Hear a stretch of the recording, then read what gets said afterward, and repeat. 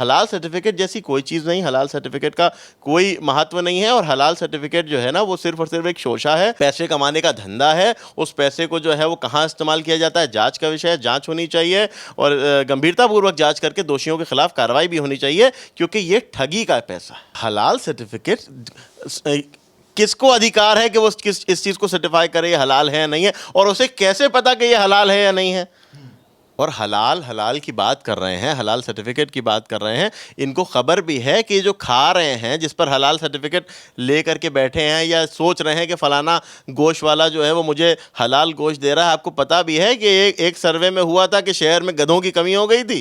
कोई पैमाना नहीं है। आटे की बोरी पर हलाल सर्टिफिकेट, क्या मजाक है। हलाल और हराम का बड़ा महत्व है।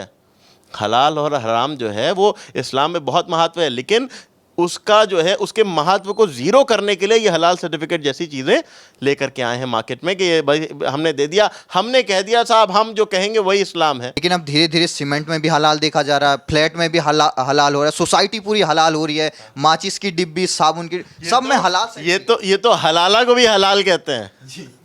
ये तो 3 तलाक को भी हलाल कहते थे।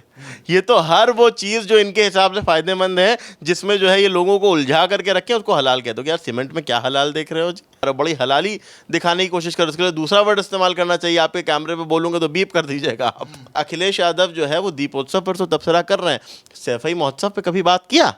सैफई महोत्सव पे नाच गाने करने वाले अखिलेश यादव सैफई महोत्सव में मौलानाओं को, जो अभी हलाल सर्टिफिकेट पे जो है वो बड़े बड़े बयान दे रहे हैं, हलाल सर्टिफिकेट को लेकर के जो है विधवा विलाप कर रहे हैं, ये सारे मौलाना वहाँ बैठ करके हराम नाच देख रहे थे सैफई महोत्सव में बैठ करके। वहाँ मुजफ्फरनगर में दंगे हो रहे थे और अखिलेश यादव सैफई महोत्सव कर रहे थे, उस पर उन्होंने सवाल नहीं उठाया। नमस्कार, आपका स्वागत है हमारे चैनल में और हमारे साथ मौजूद हैं आज के मेहमान आमिर शमसी जी। बीजेपी अल्पसंख्यक मोर्चे के उपाध्यक्ष हैं और उत्तर प्रदेश के काफ़ी जाने माने नेता हैं, युवा नेता हैं।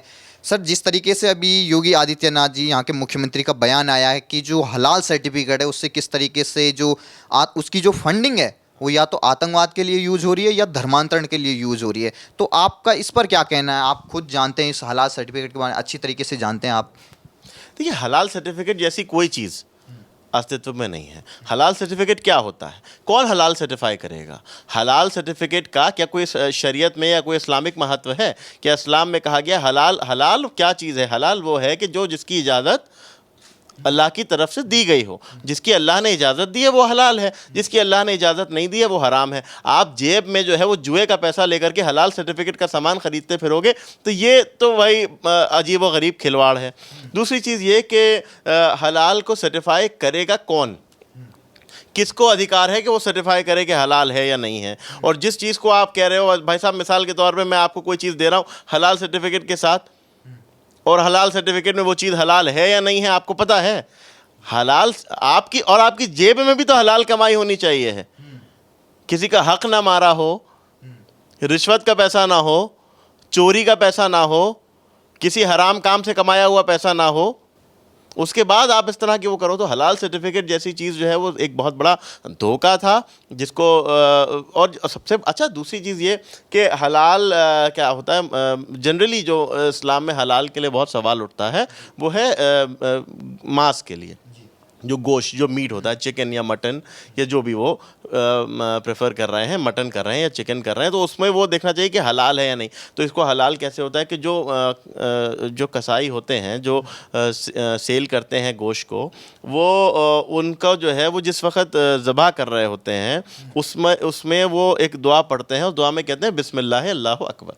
जब वो दुआ पढ़ते हैं तो वो होना चाहिए। तो उसको हमारे यहाँ मतलब मुसलमान में उसको कहा जाता है कि हाँ ये हलाल हो गया, ये झटका नहीं, ये हलाल है। मैंने कई कसाईयों को ये देखा है कि बजाय वो पढ़ने के वो माँ बहनों की गालियाँ बक रहे हैं, तो आप आपस में जो है कॉन्वर्जेशन कर रहे हैं, एक दूसरे को गाली बक रहे हैं, उसी में काट दिया, तो वो हलाल है। कौन सर्टिफाई करेगा ये चीज़? कोई नहीं। हलाल सर्टिफिकेट जैसी कोई चीज़ नहीं, हलाल सर्टिफिकेट का कोई महत्व नहीं है। और हलाल सर्टिफिकेट जो है ना वो सिर्फ और सिर्फ एक शोशा है, पैसे कमाने का धंधा है। उस पैसे को जो है वो कहाँ इस्तेमाल किया जाता है जांच का विषय है, जांच होनी चाहिए और गंभीरतापूर्वक जांच करके दोषियों के खिलाफ कार्रवाई भी होनी चाहिए, क्योंकि ये ठगी का पैसा है। ये हलाल सर्टिफिकेट के नाम पर एक ठगी है। हलाल सर्टिफिकेट का कोई महत्व, कोई अस्तित्व नहीं है। आखिर कौन तंजीमें हैं जो ये एक तरीके से सर्टिफिकेट इश्यू कर रही हैं और इसका पैसा आखिर जा कहाँ रहा है? जैसे हम वक्फ बोर्ड में देख रहे थे, तमाम जो एक तरीके से वक्फ बोर्ड के खिलाफ आए थे, जो संशोधन आया था, आखिर वही लोग अब इसके खिलाफ भी आ रहे हैं, क्योंकि यूपी में तो बहुत पहले ही बैन हो चुका है ये सर्टिफिकेट। हलाल सर्टिफिकेट किसको अधिकार है कि वो इस चीज़ को सर्टिफाई करे ये हलाल है या नहीं है, और उसे कैसे पता कि ये हलाल है या नहीं है? और हलाल की बात कर रहे हैं, हलाल सर्टिफिकेट की बात कर रहे हैं, इनको खबर भी है कि जो खा रहे हैं, जिस पर हलाल सर्टिफिकेट ले करके बैठे हैं या सोच रहे हैं कि फ़लाना गोश्त वाला जो है वो मुझे हलाल गोश्त दे रहा है, आपको पता भी है कि एक सर्वे में हुआ था कि शहर में गधों की कमी हो गई थी, गधे गायब हो गए थे। सुना था ना, बहुत मीडिया में चला था, गधे गायब हो गए थे, गधे काट काट के खिलाने लग गए थे लोगों को। कितनी बार कितनी जगहों पर ऐसा आया है कि जांच की गई और पता चला कि साहब जिसको हलाल कह करके गोश्त दे रहे हैं वो तो गोश्त बकरे का भी नहीं, कुत्ते का गोश्त खिला दे रहे हैं। इस तरह की शिकायतें आई सामने देखने के लिए, और बहुत जो है वो। और दूसरी चीज़ ये, मैं अपनी आंखों देखी आपको बात बताऊं, बहुत सारी जगहों पर मैंने देखा, लोग आते हैं, उनका कोई जानवर है बीमार, इस्लाम में हलाल उसको कहा गया है, किस जानवर को? जो बीमार ना हो, जो ज़ख्मी ना हो, जो प्रेग्नेंट ना हो, जो क्या नाम है, मरने के करीब ना हो, जिसमें कोई रोग ना हो। 90% जो कसाई होते हैं, जो वो करते हैं, वो आप देखिए जा कर के, वो कोई आदमी हुआ कि वो साहब उनको पता है कि हमारा जो है वो बकरी बीमार है या हमारा बकरा बीमार है, क्या करें, मर जाएगा, फेंक जाएगा, इससे अच्छा जल्दी से कसाई को दे दो, वो काटेगा। उसने जो है वो उसको फ़ौरन हलाल किया, हलाल का सर्टिफिकेट दिया और लेकर के बेच दिया, और आपने खा करके बैठ गए, साहब हमने तो हलाल खा लिया। ये बेवकूफ़ बनाया जाता है आप लोगों को। तो ये हलाल सर्टिफिकेट के उसमें ना जाइए, हलाल और हराम तय खुद कीजिए, किसी के भरोसे पे ना जाइए, क्योंकि ये तो मौलाना ऊपर भाग जाएंगे, आप ही फंसेंगे। कोई पैमाना नहीं है। आटे की बोरी पर हलाल सर्टिफिकेट, क्या मजाक है? आपकी कमाई हलाल है या नहीं है, इस पर बात करो। पहले ये बताओ हराम क्या है? हराम मदरसे के नाम पर सरकार से पैसा लेकर के उस पैसे को खा जाना, ये हराम है। हराम अपने देश के ख़िलाफ़ अगर कोई बात कर रहा है और अपने मुल्क के ख़िलाफ़ बात को आगे बढ़ाना, अपने मुल्क के ख़िलाफ़ बात करना, ये हराम है। अपने मुल्क से दिल में मोहब्बत की कमी होना, ये हराम है। आप बहुत सारे हराम कामों को कहीं ना कहीं प्रोत्साहन दे देते हो और हलाल सर्टिफिकेट के पीछे भाग रहे हो, शर्म करनी चाहिए। आखिर कौन लोग हैं जो ये हलाल सर्टिफिकेट के नाम पे अपनी दुकानें चला रहे हैं, जैसे वक्फ बोर्ड के नाम पे अपनी ये वो तमाम तथाकथित लोग हैं कि जो खुद को मुसलमानों का ठेकेदार समझते हैं, जो खुद को मुसलमानों का ठेकेदार बताने की कोशिश करते हैं, मुसलमानों का ठेकेदार बन करके मुसलमानों को वोट बैंक बना करके तथाकथित सेक्युलर राजनीतिक दलों को बेचने का काम करते हैं, वो लोग हैं।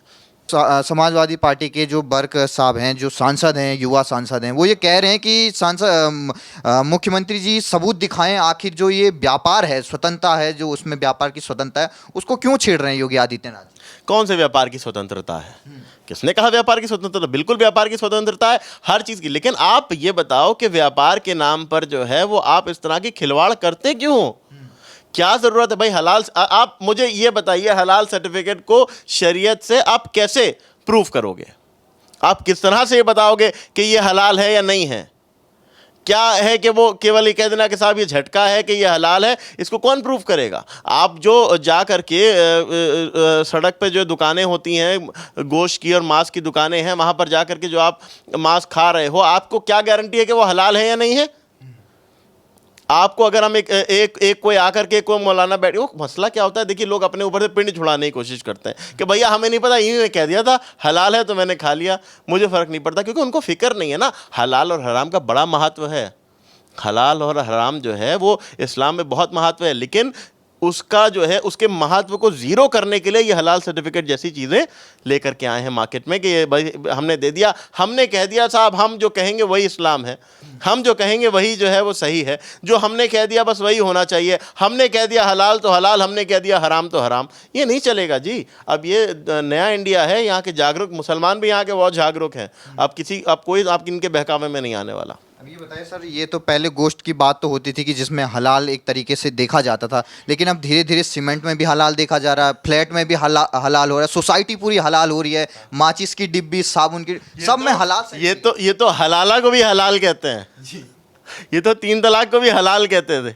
ये तो हर वो चीज़ जो इनके हिसाब से फ़ायदेमंद है, जिसमें जो है ये लोगों को उलझा करके रखें, उसको हलाल कहते हो कि यार सीमेंट में क्या हलाल देख रहे हो जी। दूसरी चीज़ ये कि सीमेंट और वो मकान, मैंने बहुत महत्वपूर्ण बात कह रहा हूँ, ध्यान से सुनिएगा।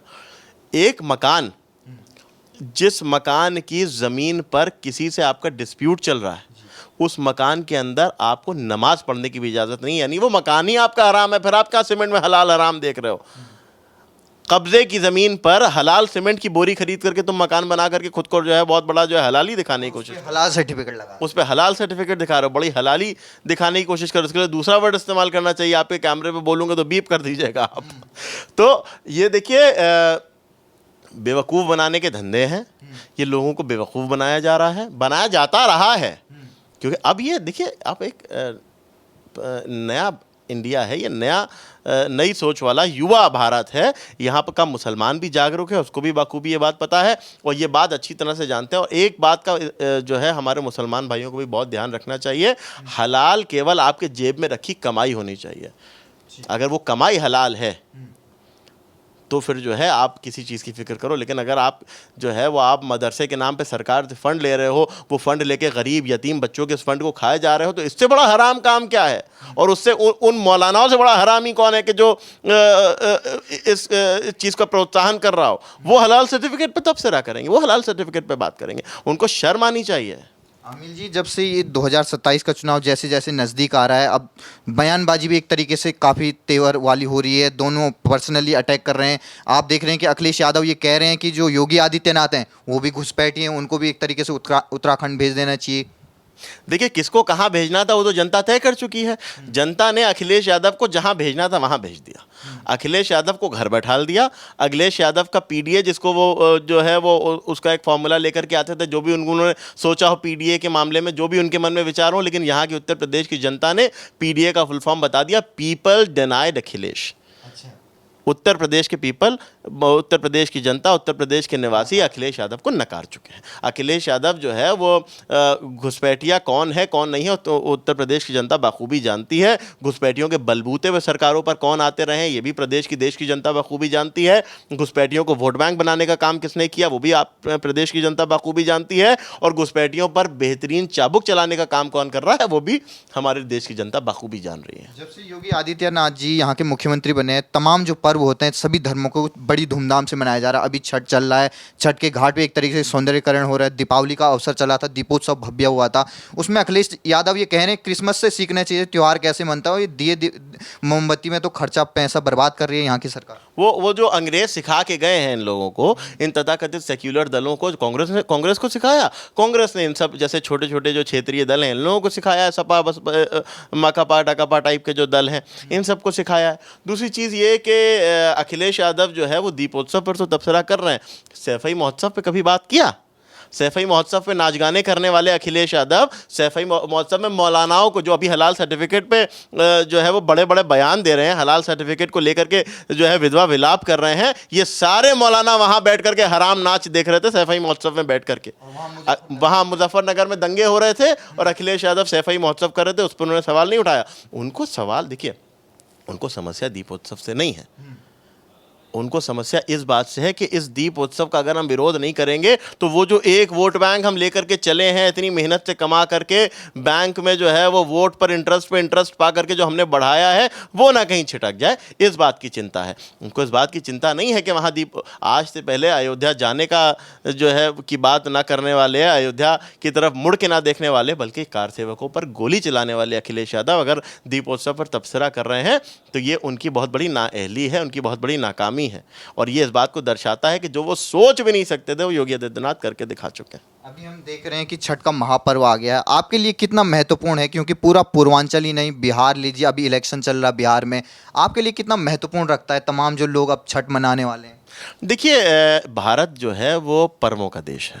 भारत में सभी वर्गों के, सभी जातियों के, सभी धर्मों के पर्व पूरे हर्ष और उल्लास के साथ मनाए जाते हैं। और यहाँ की बड़ी खूबसूरती ये है कि यहाँ पर ईद में आपको हिंदू खुशियाँ मनाते दिखाई देंगे, दिवाली में मुसलमान खुशियाँ मनाते दिखाई देंगे, रमज़ान में हिंदू भाई जो है वो मुसलमान भाइयों के साथ खड़े होंगे तो होली के रंगों में आपको मुसलमान रंगे दिखाई दे जाएंगे। इसी तरह से जो भी पर्व होता है यहाँ पर सब मिल करके और गंगा जमनी तहजीब की परंपरा को निभाते हुए मनाए जाते हैं। ये सुंदरता है हमारे भारत की, हमारे उत्तर प्रदेश की, हमारे अवध की, जहाँ हम बैठे हुए हैं। तो सभी पर्व जो है वो हमारे लिए सम्मानीय है। सभी पर्व जो है वो हमारे लिए, सभी पर्व में आस्था रखने वाले लोगों के साथ हम लोग खड़े हैं, शाना बशाना है, उनकी खुशियों में शरीक हैं और उनको हमारी तरफ से बहुत बहुत मुबारकबाद, बहुत बहुत शुभकामनाएं देते हैं। अभी बिहार में इलेक्शन होने वाला है, पहले फेज़ का चुनाव, वोटिंग भी होने वाली।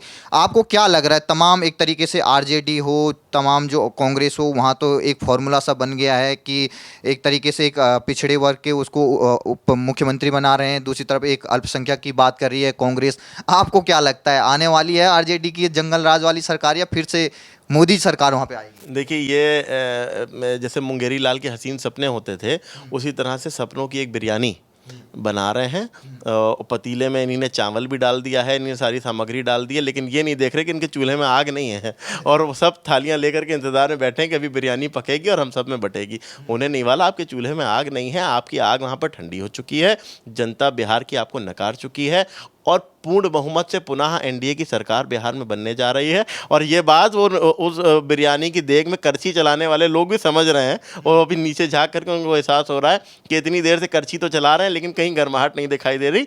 इसका सीधा सीधा प्रमाण है कि उनकी जो है वहाँ पर दाल और उनकी बिरयानी वहाँ पकने नहीं वाली है। जो थाली में लेकर के बैठे हैं वो बेचारे थाली बजाते रह जाएंगे। उनको जो सोचना है सोच लिए, लेकिन बिहार की जनता निर्णय ले चुकी है। नरेंद्र मोदी जी के नेतृत्व वाली, नीतीश जी के नेतृत्व वाली एनडीए की सरकार बिहार में पुनः बनने जा रही है। लगभग 18 से 20% हमारे अल्पसंख्यक समाज के लोग बिहार में रहते हैं, तो क्या अपील करना चाहेंगे? वोट कुछ ही टाइम बाद होने वाला बिहार में। मैं अपने तमाम अल्पसंख्यक भाइयों से अपील करना चाहता हूं कि देखिए 70 सालों से आपको महज वोट बैंक बनाया गया, आपको धर्म में उलझा करके आपके वोटों का दुरुपयोग कराया गया है। आपको धर्म में उलझा करके आपके वोट लेकर के सत्ता में आ जाते हैं और लेकिन आने के बाद में कभी आपका उद्धार नहीं किया होता तो आपके हालात ये ना होते जो आज आप देख रहे हैं। मैं बिहार की ही एक बात बता देना चाहता हूँ। मेरे पास बिहार के कुछ उलमाए कराम आए थे, मौलाना आए थे और उन्होंने खुद आकर के मुझे ये बात बताई थी कि एक बार जो है वो जब लालू जी की सरकार वहाँ आई थी और बीजेपी की सरकार गिरी थी बिहार में, तो उस समय जो है वो कुछ मौलाना लोगों ने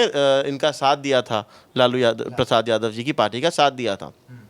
सरकार बनने के बाद जब ये वहाँ पर पहुँचे तो लालू प्रसाद यादव जी से अपनी बात कहने की कोशिश की तो उन्होंने जवाब में ये कहा कि तुम्हारा कर तो दिया काम, हरा तो दिया बीजेपी को, तो आपके लिए केवल आपको इस्तेमाल करके दिखाएंगे भाई साहब मैंने बीजेपी को हरा दिया। आपको बीजेपी से डरा करके, आपको एनडीए से डरा करके रखेंगे, आपके वोट का इस्तेमाल करेंगे, वोट का आपके दुरुपयोग करेंगे।